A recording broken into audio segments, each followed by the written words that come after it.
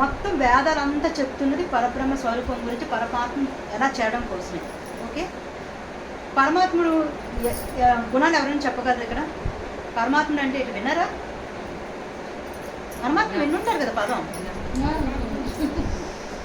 ఎలా ఆయన గుణాలు చెప్పండి.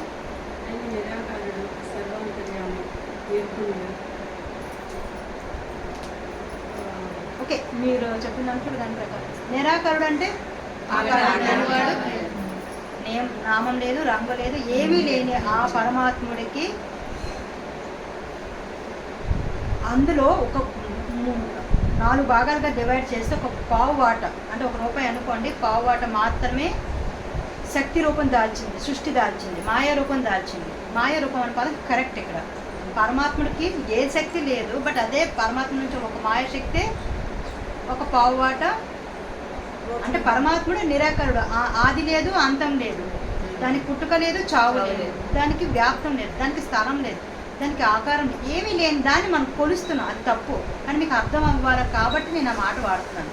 అంటే ఒక 100 అనుకోండి, 25% మనకి అది ఒక సృష్టి దాల్చింది, సృష్టి రూపం దాల్చింది.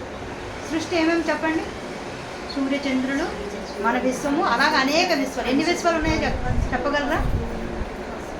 దేవి పురాణం చదివారా? అందులో ఉంటుంది కదా ఎన్ని బ్రహ్మాండాలు, ఎన్ని బ్రహ్మాండ పురాణాలు చదివా విన్నారా? అనేక బ్రహ్మ విష్ణువులు ఉన్నాయి, అనేక లోకాలు, అనేక విశ్వాలు ఉన్నాయి. అవన్నీ కూడా 25%. ఇంకా 75% వ్యాప్తి చెందినది. క్లియరా అండి? అంటే ఇప్పుడు దాంట్లో కూడా అది మీరు నెక్స్ట్ క్లాస్లో డెప్త్గా చెప్పడం ట్రై చేస్తాను, ప్రతి కొంచెమే చెప్తాను. మీకు ఒక 100% అని చెప్పాను, 100 అన్నాను కదా. ఆ 100లో మొత్తం పార్ట్ సృష్టికి సృష్టి చేయగలిగేది కాదు. ఇప్పుడు మట్టి ఇసుక ఉందనుకోండి, ఇసుకతో మట్టి కొండ చేయగలమా? దాన్ని మట్టి అంటాం, కానీ అది పనికిరాదు. కొన్ని మట్టి మాత్రమే మట్టి కొండ చేయగలుగుతాం. అలాగా పరమాత్మను కొంత రూపం, అంటే ఇది వేదాల్లో మాట, నా మాట కాదు. వేదాల్లో మనకి కొన్ని శ్లోకాలు ఇవ్వబడిన విషయం ఇది.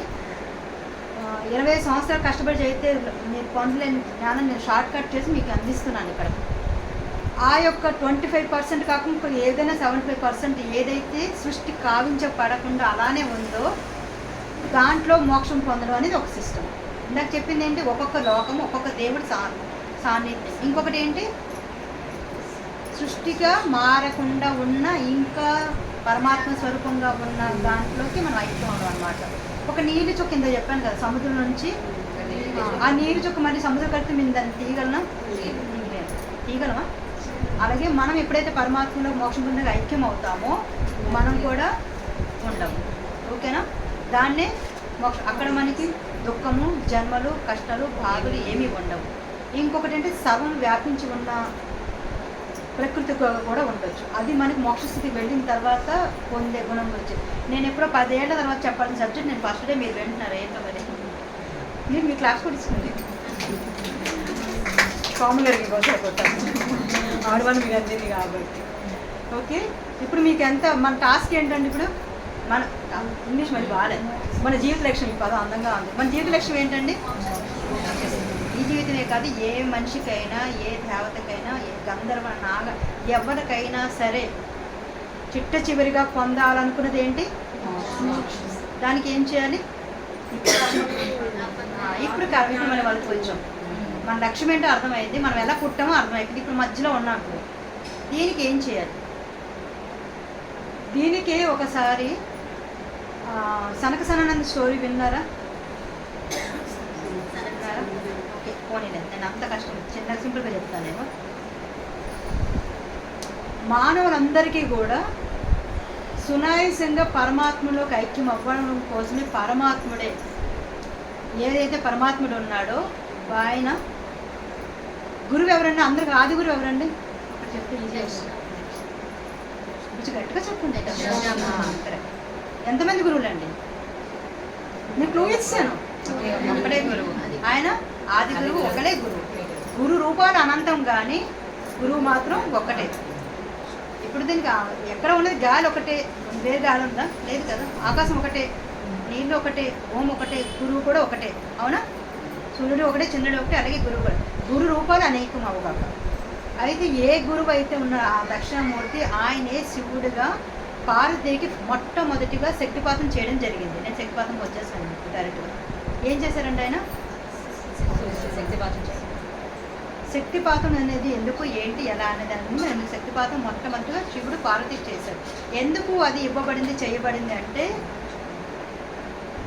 ఈ భూమి మీద ఉన్న ప్రతి మానవుడు కూడా అనంత లక్షల జన్మలు ఎత్తుకుంటూ అనంత కోటి కర్మల నుంచి సునాయాసంగా బయటపడడానికి ఒక మార్గాన్ని ఇవ్వాలి. వీళ్ళు ఈజీగా తనలోకి ఐక్యం చేసుకోవడానికి మన మీద ప్రేమతో కృపతో ఇన్ని బాధలు భరించడం వాళ్ళకి కష్టమైన పని కాబట్టి నన్ను చేరుకోవడానికి ఒక మార్గాన్ని ఇవ్వాలని మొట్టమొదటిగా పరమేశ్వరుడు పార్వతీదేవికి శక్తిపాతం చేయడం జరిగింది. ఓకేనా? ఇప్పుడు శక్తిపాతం అంటే ఏంటో మీరు అడగాలి కదా, అడగమన్నా అడగదా? శక్తిపాతం అంటే ఇప్పుడు ఏంటో చెప్తాను నేను. దానికి ముందు ఇంకొకటి చెప్పాలి. మనకి భూమి మీద ఎన్ని కోటాను కోట్ల మనుషులు ఉన్నారు కదా, అందరూ ఒకలాగే ఉన్నారా? లేదు, రకరకాలు ఉన్నారు. కానీ రెండు కళ్ళు, అన్ని రూపాయలు, అవి సహజం, అదే కదా ఉండేది. ఇవన్నీ మనకి ఎందుకంటే మన జీవితంలో నిత్య జీవితంలో మనకు కావాల్సినవి పొందాల్సిన అనుభవించడానికి కావాల్సిన విధంగా మన జీవితం మన శరీర నిర్మాణం జరిగింది. అదేవిధంగా మనము మోక్షం పొందడానికి పరమాత్మను చేరుకోవడానికి కూడా ఒక నిర్మాణం ఇవ్వబడింది. అతి సహజంగా భగవంతుని చేరుకోవడానికి, అతి సహజంగా మనం జీవించడానికి ఇవన్నీ ఎలా ఇవ్వబడ్డాయో అతి సహజంగా మన పరమాత్మను చేరుకోవడానికి కూడా మనకి అంతే సహజంగా మనకి కొంత నిర్మాణం ఇవ్వబడింది. దాన్ని ఏమంటారు తెలుసా మీరు? ఆ భాగాన్ని పేరు చెప్పండి. చక్రాలు, కుండలి శక్తి, ఆర, ఇవన్నీ వినుంటారు కదా, విన్నారా? చక్రాలు పేరు చెప్పండి కింద నుంచి.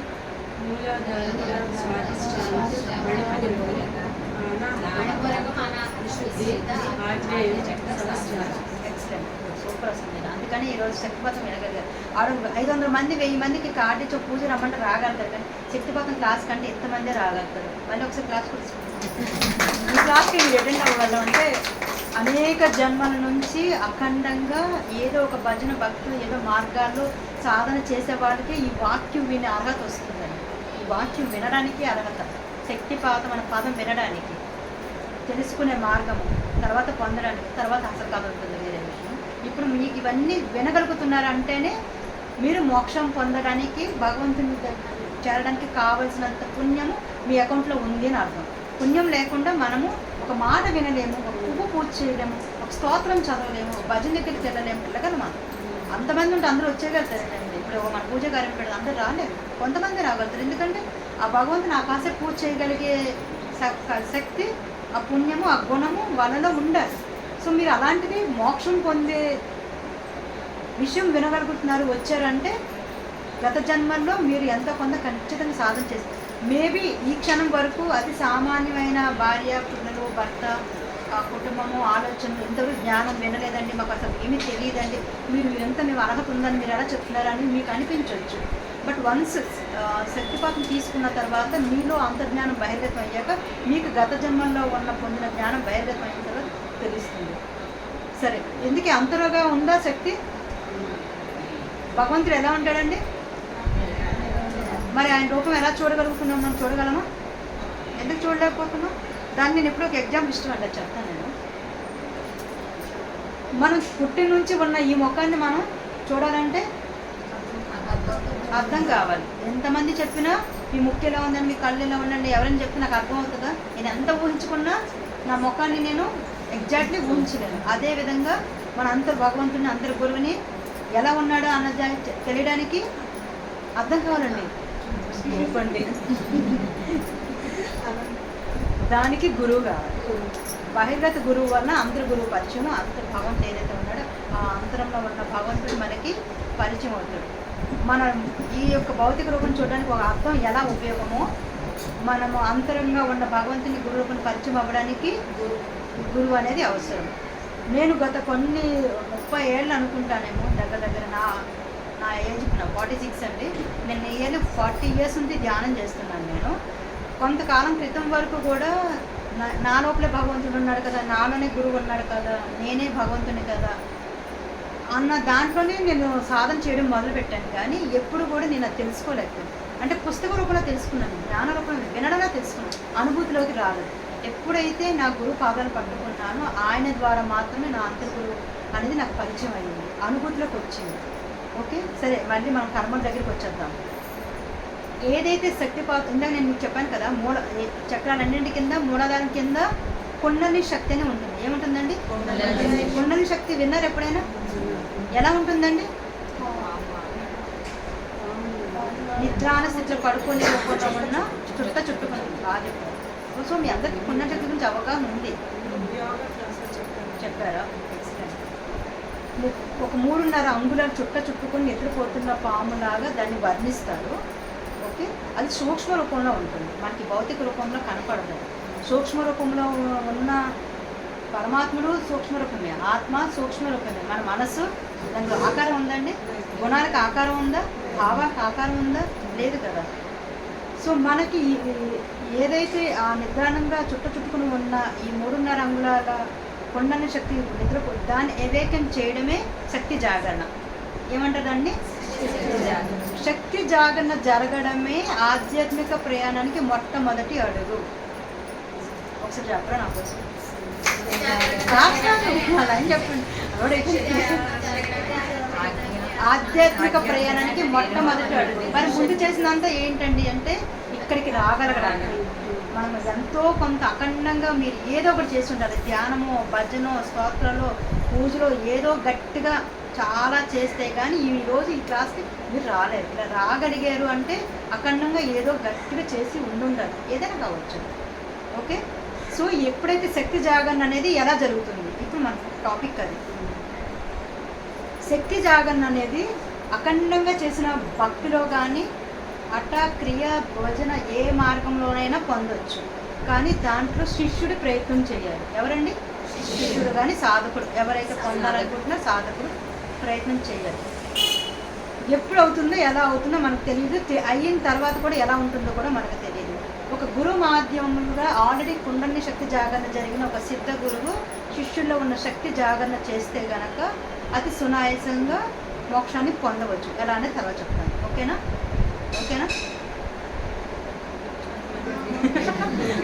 మీ పేరు చెప్పండి మేడం. గౌరీ రామ శక్తి నామాల్లో ఇంకో వేరు. ఓకే, శక్తి జాగరణకి ఇప్పుడు మీకు శక్తి జాగరణ జరిగినప్పుడు ఏం జరుగుతుంది, ఎలా జరుగుతుందో చెప్తాను. నేను ఇందాక ఏం చెప్పాను, అనేక జన్మల నుంచి మనము కర్మలతో పాటు ఇంకా ఏమున్నాయని మన లోపల సంస్కారాలు, గుణాలు, దానితోనే మనం జన్మలన్నీ ఎత్తుకోవచ్చు. ఈ కర్మలన్నీ పోవాలంటే ఈ గుణాలు, సంస్కారాలు అనేవి నిద్రాణ స్థితిలోకి వెళ్ళాలి లేదా మాయమైపోవాలి. ఈ పాయింట్ కొంచెం క్లమ్జీగా ఉంటుంది, కష్టంగా ఉంటుంది, కొంచెం అర్థం చేసుకొని డౌట్ వస్తే చెప్తాను. ఓకేనా? ఇప్పుడు ఒక వ్యక్తికి 1000 కర్మకు సంబంధించిన కోపానికి సంబంధించిన కర్మలు ఉన్నాయి అనుకుందాం. ఓకేనా? ఏంటండి? ఒక 1000.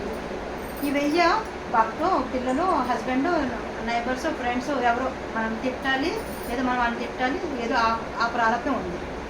మామూలుగా అయితే ఏంటి, మనం అనేక జన్మలు ఎత్తుతూ వాళ్ళని మనం తిడుతూ ఉంటారు. ఏ జన్మ కర్మరా బాబా నాకు ఇలాంటి వాళ్ళు దొరికారు అనుకుంటూ బాధపడుతూ ఉంటాము. తర్వాత ఏం చేస్తామండి, వాళ్ళు మనం తిట్టడంలోనూ బాధపడటంలోనూ మళ్ళీ ఇంకో కొత్త కర్మ చేస్తావా చేయవా? సమ్ ఎక్స్పర్ట్స్ నన్ను తిట్టారు, నేను బాధపడినందుకు వచ్చే జన్మలో నేను ఆయన తిట్టాలి, ఆయన బాధపడాలి, అదొక కర్మ. లేదా నా కోపం వస్తే నేను ఇచ్చేస్తే ఇంకా నా గుణం పెరుగుతుంది. అంటే ఇలాంటి నా దాంట్లో 1000 ఉన్నాయి.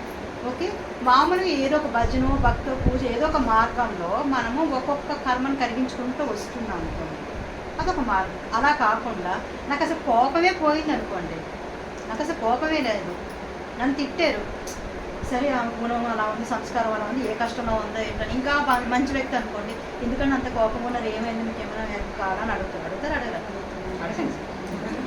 ఎవరైనా మనకుంటూ పాపం ఏమైందో ఏంటో అని చెప్పి మన హస్బెండ్ బాగా తిట్టారు ఆఫీస్కి వెళ్ళినప్పుడు, ఆ కోపం ఎక్కడ చూపిస్తామండి? పిల్లలు ఎలా పోతే పిల్లలు, పనమ్మ ఎలా పోతే పనమ్మ, ఎవరుంటే ఫస్ట్ అయిపోయారు ఇంకా చూపిస్తాం. ఇక్కడికి ఆ గుణం మనలో చాలాసేపు ఇబ్బంది పెట్టి కొత్త కర్మను కూడా చేసేసి మళ్ళీ వాళ్ళు మనల్ని తిట్టేలాగా ఆ 1000ని 2000 చేస్తామో తెలీదు, తగ్గిస్తామో తెలీదు కదా. ఇప్పుడు ఆ కోపం అనే గుణం పోయింది అనుకోండి, ఏం జరుగుద్ది? 1000 ప్రారంభాల నుంచి కూడా. ఇప్పుడు ఈ సులువైన మార్గం ఏంటండి? ఇప్పుడు నాకు నా లైఫ్లో ఒక సమస్య ఉంది. ఓకే, ఇబ్బంది ఉంది, నా పిల్లకి పెళ్ళో ఐడియో డబ్బులు ఏదో ఒకటి కావాలి. నేనేమో తిరుపతి వెళ్ళాను, మొక్కుకున్నాను, స్వామి కోరుకున్నాను, ఆ ఒక్క కోరుకున్నా, నా ప్రారంభం నా అకౌంట్లో ఉన్న కొంచెం డేటా ముందు తీసుకొచ్చారు, నాకు టీచర్ నేను వెళ్ళాను. అలాగే నాకు కావాల్సిన అన్ని కోరికలు తీరడానికి, అన్ని కర్మలు క్లియర్ అవ్వడానికి నేను ఎంతమందిని పట్టుకోవాలి, ఎన్ని మొక్కలు చెప్పండి, సాధ్యపడుతుందా? చిన్న చిన్నవి అయితే భరిస్తాం, పెద్ద పెద్దవి అయితే స్వామి అని అడుగుతాం. Yes sir. సో మనకి ఇక్కడ ఏం కావాలి? ఫస్ట్ ఆఫ్ ఆల్ కర్మల నుంచి బయటపడితే ఈజీ.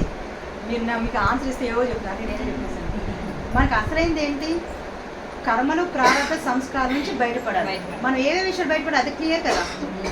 మోక్షం పొందాలంటే కర్మలు ఖాళీ అవ్వాలి, కర్మలు అనుభవించకుండా ఉండాలి అంటే కర్మ కారకాలు ఖాళీ అవ్వాలి. మీకు ఎవరైనా కర్మల గురించి చెప్తారు కానీ కర్మ కారకాలు చెప్పరు. మీరు ఇక్కడ పట్టుకున్నారనుకో ఇది ఈజీ అయిపోతుంది. అర్థమైందా మీకు? అర్థమైంది కదా. ఇది మామూలుగా మనం సాధారణంగా మనం ఒక్కొక్క కర్మ పొందడానికి ఎంత చేస్తామండి. నాకున్న అకౌంట్లో ఖాళీ చేయడానికి ఎంత పట్టుకుంటాను నేను. నాకు అందరి దేవుడు నా ఒళ్ళో పక్కన ఇంట్లో కూర్చొని పెట్టినా ఖాళీ అవుతే లేదో కూడా డౌటే నాకు. అవునా కదా? అంటే ఇక్కడ మన పరమాత్ముడే స్వయంగా మన మీద ప్రేమతో, కరుణతో, కృపతో వీళ్ళకి ఎలాగే ఇందులోనే ఉండిపోతారని దయతో మనకి ఆ కుండన శక్తి జాగరణ అనే మార్గాన్ని ఇవ్వడం జరిగింది. కుండన శక్తి జాగరణ జరిగినప్పుడు ఇప్పుడు ఏం జరుగుతుందో చెప్తాం. శక్తి జాగరణ జరిగిన తర్వాత, శక్తి జాగృతి అయిన తర్వాత షట్చక్రాలలో అన్ని చక్రాలలో నుంచి శక్తి జాగృతి పైకి వెళ్తూ ఉన్నప్పుడు ప్రాసెస్లో మనకి ఎన్ని రకాల శరీరాలు ఉంటాయండి? విన్నారా? శరీరాలు విన్నారా? ఫిజికల్, మెంటల్, ఎమోషనల్ కాదు, సప్రకాదు కాదు, బాడీస్ విన్నారు కదా. భౌతిక శరీరము, సూక్ష్మ శరీరం, మానసిక శరీరం, బుద్ధి శరీరం అన్నీ ఉన్నాయి కదా. ఈ అన్ని శరీరంలో ఉన్న అన్ని కర్మల్ని కూడా శక్తి జాగరణతో మనకు క్రియలు జరిపి ఆ యొక్క పునాల సంస్కారాన్ని శుద్ధి చేసేస్తుంది, ఖాళీ చేసేస్తుంది. స్వయంగా భగవంతుడే ఆ పని చేస్తాడు. రాసుకోవడం మంచి విషయం. ఓకే, పరమాత్ముడు పరాశక్తి ఏం చేస్తుందండి? మన అకౌంట్లో ఉన్న మొత్తం ద్వేషం, దుఃఖం, కోపం, భయం, బాధ అన్నీ ఎన్ని ఉంటాయండి అన్నిటిని కూడా ఆ గుణాన్ని నెమ్మదిగా శక్తే స్వయంగా కరిగించేస్తుంది. మామూలుగా శక్తి జాగరణ జరగాలంటే ఒక అనంత భక్తిలో కానీ, భజనలో కానీ, ఏదైనా ఒక సాధనలో ఒక జన్మ కానీ లేదా ఎన్నో జన్మలు కానీ పట్టవచ్చు. అది కూడా వాడు అనుభూతి, వాడు స్వయంగా సాధించే. ఇక్కడ ఏం చేస్తారంటే స్వయంగా గురువే ఆ పని ఏమి చెప్పి నేను ఉన్నానండి. ఓకే, నాకు ఏ శక్తి జాగరణ జరగలేదు, నాకైతే విషయం తెలుసు. ఓకే, శక్తి జాగృతి జరగాలి, కుండన శక్తి జాగరణ జరగాలి, నా కర్మలన్నీ దగ్ధం అవ్వాలి, నాకు మళ్ళీ కర్మకారకాలన్నింటినీ నేను శుద్ధి చేసుకోవాలి, సమూలత సాత్విక గుణాల్లో ఏదైతే సత్వగుణం ఉందో దాంట్లో నేను ఉండాలి అని నేను అనుకుని అఖండంగా భజనో భక్తో ఏదో ఒక మంత్రమో స్తోత్రమో ఏదో చేస్తూ ఉంటాను.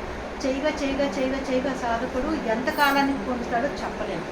ఎందుకంటే మనం ఏ భగవంతుడినైనా సరే ఏ కోరిక ఏ గుణం లేకుండా మనం కోరుకోవాలి. అలా ఎంతో కాలం, అది చాలా కష్టమో కాదా? నేను రోజు రామును కృష్ణుడు పట్టుకొని భజన చేస్తూ ఉన్నాను. ఆయన నుంచి మనకి రోజు అన్నీ చేస్తాను, నేనేం కోరుకోకుండా. నా భర్త బాగుండాలి, నేను బాగుండాలి, నా ఆరోగ్యం బాగుండాలి, నా కష్టం రాకూడదు, నా చుట్టూ ఉన్న మనకి ఎన్ని ఉంటాయండి. మా అమ్మాయి బాగుండాలి, మా ఫ్యామిలీ బాగుండాలి, నా ఊరు బాగుండాలి, బోర్డు అడిగిస్తా ఇవ్వాలి కానీ ఎన్నైనా అడుగుతూ ఉంటాను. మనకి అలా ఏమీ కోరుకోకుండా భగవంతుడు మాత్రమే మనకి, భగవంతుని అది కూడా ఆయన కూడా కావాలని కోరకుండా అతన్ని మాత్రమే నిరంతర భక్తితో ఉన్నప్పుడు సాధ్యపడుతుంది. ఓకే, అది కూడా 1000 మందిలో ఒకరు ఇద్దరుగా సాధ్యపడుతుంది. అది కూడా వాళ్ళకి అలా జరిగినప్పుడు కూడా వాళ్ళ కర్మలు కదిలిపోతే అది కూడా మనం భరించాల్సి ఉంటుంది. మన సినిమా చూస్తుంటాం కదా, మన అన్నమయ్య, భక్తరామ సినిమా మనకు చాలా మంది తలుపుతారండి. సినిమా చూస్తుంటాం కదంటే చాలా మంది తలుపుతారు. అన్నమయ్య, భక్తరామదాస్ వీళ్ళందరూ ఉన్నారు కదా, వాళ్ళ సినిమా చూసిన మీకు ఏమనిపించిందండి?